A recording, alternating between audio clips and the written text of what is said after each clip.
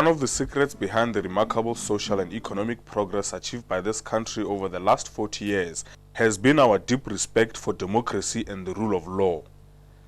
Democracy is therefore an important standard of evaluation for the legitimate managing of all power relations in which we are involved, and by implication for the propriety and meaning of all social action. At its highest attainment, democracy will include not only the constitutional level of the nation state, but also participation, responsibility, initiative, and competence in one's immediate micro-political environment.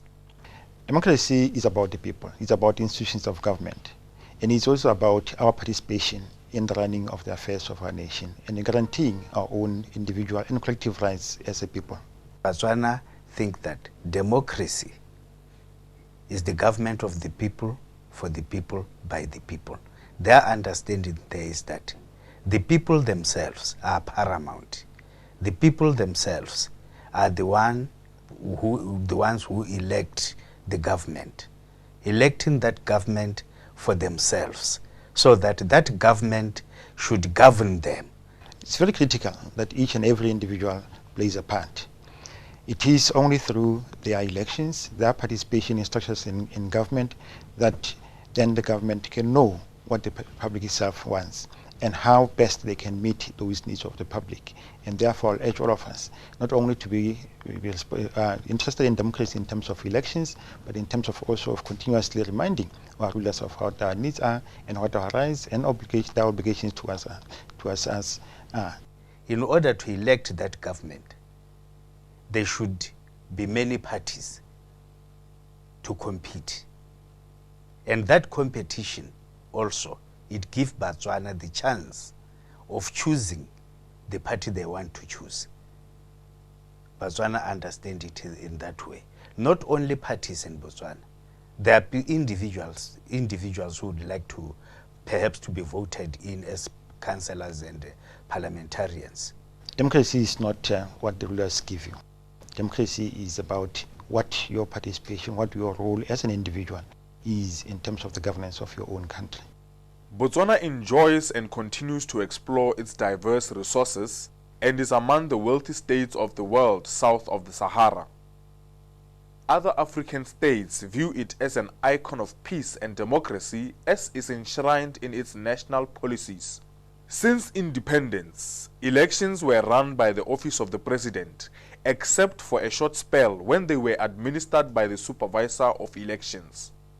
There was general discontent in political circles about the running of elections by the supervisor of elections, whom was seen as a one-man show. Before this office was established, people who were running, these elections were, public servants from A to Z. We used to have, for instance, before the supervisor of election was appointed, we used to have the permanent secretary to the president run the general elections. I think to say the elections were run by the office of the president is slightly misleading, because it was very specific that it's not run by the office of the president, but it was run by the permanent secretary to the president as a special responsibility for him, not this time acting as the PS to the president, but happening to be given an additional duty of running elections. A decision was reached by government and the All-Party Conference, and a national referendum was held in 1997, which resulted in the amendment of the Constitution to accommodate the establishment of the Independent Electoral Commission. The Independent Electoral Commission was established by Section 65A of the Constitution of Botswana in 1997. The section also establishes the composition of the Commission. The Commission comprises 7 members headed by a chairperson and a deputy chairperson, as stipulated in Section 65A.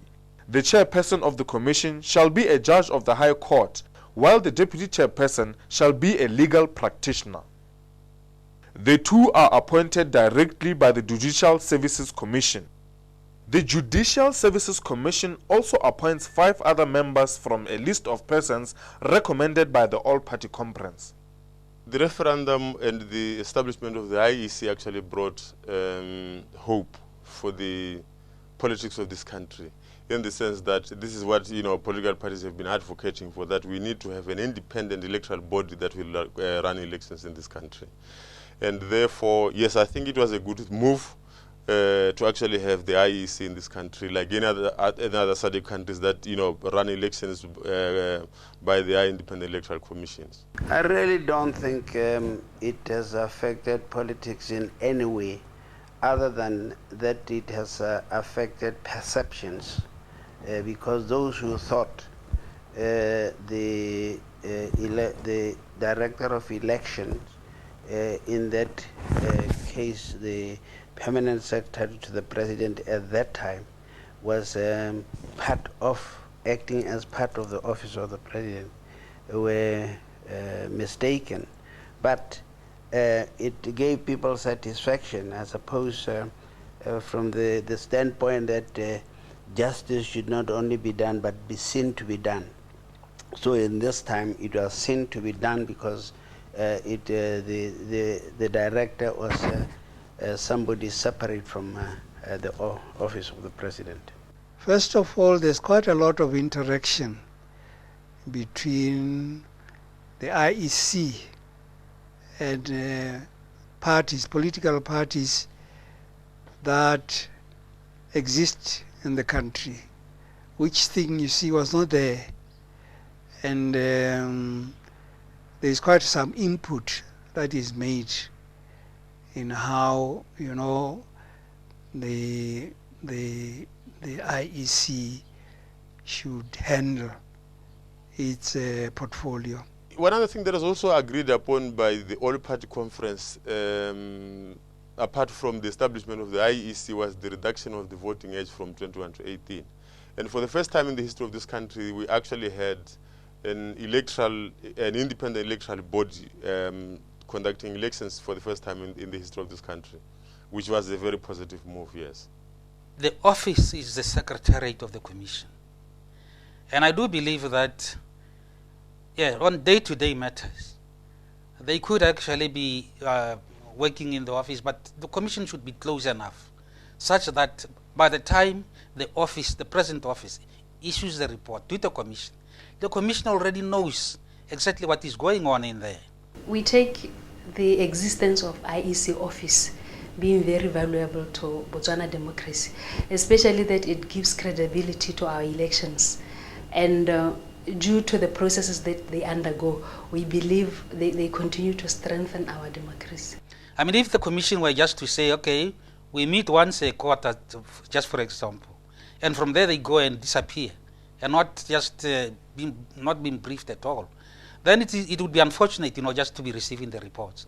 And of course, my assumption was that the members of the commission are so close to this office that the secretary is reporting to the chairman on a daily, if not a weekly basis. At least they are so close that they know exactly what is going on, such that when the reports come, the chairman and his commission already know what's coming. There were a few things that were introduced simultaneously with the establishment of the Electoral Commission. One of them was the introduction of ballot papers in our electoral process. IEC has grown significantly since its establishment. It has spread throughout the country with 21 offices in all the districts, catering for the electorate. The organization, despite all the constraints, strives to serve the electorate and satisfy all provisions of the Electoral Act. These offices are manned by principal election officers. However, IEC will have 25 area offices by the end of 2007. With the establishment of the Independent Electoral Commission, the Commission, after its inception, discussed this issue seriously and realized that for it to function, in an efficient manner, there's a need for it to establish itself, have all the offices that can assist it to do its job efficiently. That is when the different offices were established. 20 offices were established in the districts. And here at headquarters, the different units were also established. The IT unit, which was being run by 2 officers, was now expanded to be run by 8 officers. The information education unit was also established. Then the elections unit, where we had only 2 people, was also expanded with a view to have it working together with the people who are in the districts. Manpower has affected the operations of this organization because we now have people all over the country situated or placed at different centers of this country who are able to assist the voters, the electorate, in updating whatever information they require. Continuous registration goes on, and they're able to issue duplicate voters' registration cards. All this stuff that was brought into fore made it possible for us as the IEC to spread out, to link with the grassroots using the offices that are out there, to have all the services taken to the people, which is very, very crucial in any organization. Resources are not adequate in the sense that for them to compile a voter's roll, they do that manually. And then they have to send the list of voters to head office so that voters' rolls could be compiled, because they don't have the necessary equipment to do that where they are. I would say really this is a situation that has improved the performance of the IEC, because now we know that Botswana know that we are not only dealing with them through a remote control. We are dealing with them right on the spot. They are able to get the assistance, as I said, right away when they need that assistance. The names take long to be processed once they have been submitted from the regions. What I'm trying to say here is that voters are registered where they are, out in the districts, under the continuous registration exercise.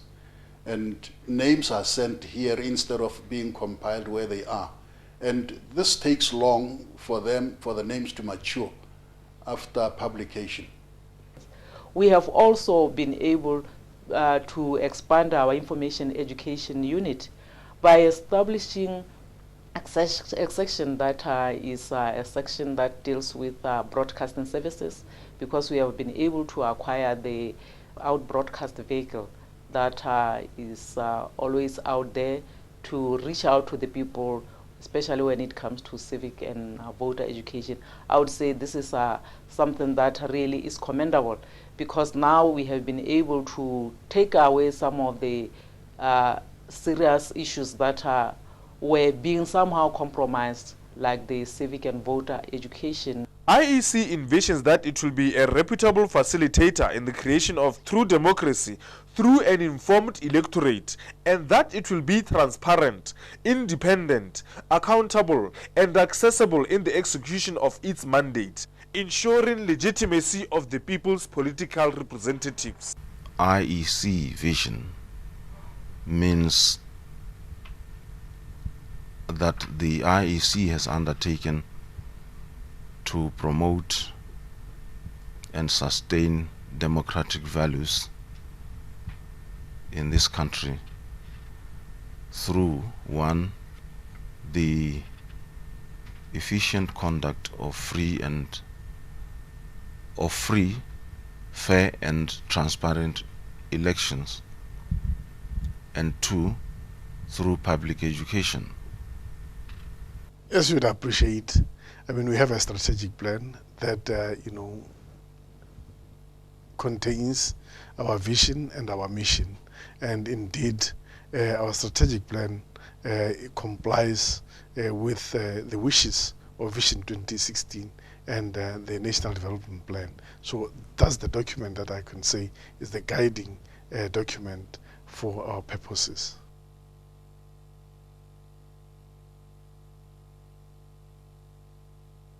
Which were very successful. We have also had a referendum and several by-elections. Both the conduct and results of these elections were accepted widely by our stakeholders. The Commission is made up of able men and women who indeed come up with workable resolutions that the Secretariat then implements. And if we are looking at the Secretariat, I think we cannot look at implementing the decisions of the Commission without looking at the resources that are available to the Secretariat. One has to commend Parliament and the government for making such resources readily available to us. Yes, indeed, I have to acknowledge that we do not always get what we want, but we get the bulk of what would have asked for from the Minister of Finance that ultimately gets approved by Parliament. So indeed, one can say, unlike other departments and unlike other IECs elsewhere, the government and Parliament are very, very sympathetic with our requests. The mandate of IEC is to manage the electoral process and provide civic and voter education. The organization, therefore, has identified various modes of discourse through which voter education and other activities of the organization are rolled out. Presently, what I see through is the little funding that he gets from the government, the voter education that he embarks on, makes it to have it on a seasonal basis. That is, when we are nearer to elections or whenever there's by-elections, that's when there are some kind of voter education taking place. But voter education needs to be ongoing. The manner in which we educate the public is in a number of ways. The main one is usually through workshops and quarter meetings. This is mainly used as a method that can reach many electorates. As you would know that Botswana is a very big country, and it is through quotas and workshops that we realized we could reach the majority of our people. But we also have other methods such as using the media and both print and electronic. That is use of television and use of radio stations and use of newspapers in order to disseminate voter education to our relevant stakeholders. You should know the organizations in your area, as I've already indicated. You should know how many youth groups are there, how many churches are there, and other non-governmental organizations, so that when you want to separate them, for example, if I want to talk to youth only, I can call youth groups, and I can call a big number of them because I know how many organizations are there in a village. If I want to talk to churches, also I know how many churches are there. I will call them in big numbers, knowing if there are 20 churches, I can call about 10 people per church, which means there are 200 people from churches only. Obviously, the workshop method is usually a very effective one because that one is a controlled environment.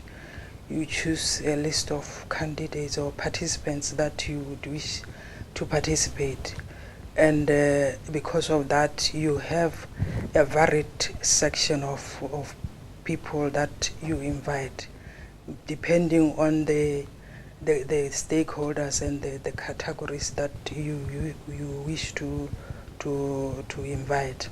Usually, for example, if there are other documents which perhaps like the notes, like pamphlets, all those things, I send them to the people. In fact, I go with them as I address meeting. I issue them out. Ballot papers, when I talk about a ballot paper, they should be able to see what a ballot paper is all about. Television is a very exciting method of, reaching people, because people, when they see themselves appear in television, that excites them. We have seen that when we started using our OB van. We are informed that it is a crowd puller when it goes, around the country. When we train people using it, it is really a crowd puller. And even in our national, television station, we get feedback that a lot of people do see our jingles and respond to us that they have seen those adverts. So it means it makes a bigger impact. People do not know why they are voting. People, they are still depending on, for example, on parties, but they don't know what really they are voting for. What do they want? You see, they just treat voting as voting. So the most important thing is for them to understand the real meaning of democracy, the responsibilities of elected representatives, so that when they vote, they should really know what they are voting for. You move around addressing meetings, they will tell you that since we have voted for so and so, we have never seen him. Simple because perhaps that person doesn't know his responsibilities. And the people did not know why they were voting for him. Some vote simply because he's my brother. Some may vote simply because he's my cousin, he's a member of my church. Without really having studied the people or the people who come to them to sell their ideas to them, they don't know what they're voting for. So it's a big task. We need to educate them. As a new dispensation, in 1999, we had some problems with the ballot paper to the extent that, there were 4.9% rejected ballot papers that could not be accepted as the, an indication of the voter as to which party he has voted for. Over the period of 5 years to the next elections in 2004, this problem ISO was reduced by more than 50% to just about 2.2%. And I can gladly report that as we move towards 2009, this seems to be even reduced further to less than 1%. So I'm hopeful that come 2009, we might have reduced the ISO by between 85 and 90%. We need to effect changes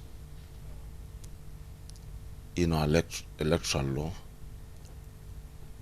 and the IEC needs to improve its efficiency, particularly during the poll itself. The process has been found to proceed very slowly. We have now put strategies in place to speed up the process of voting and of counting.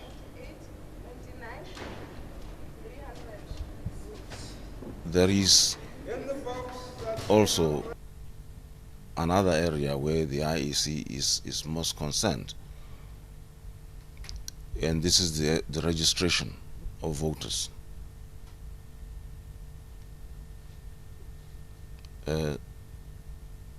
So far, more than 40% of the people who are eligible to vote do not turn up to register.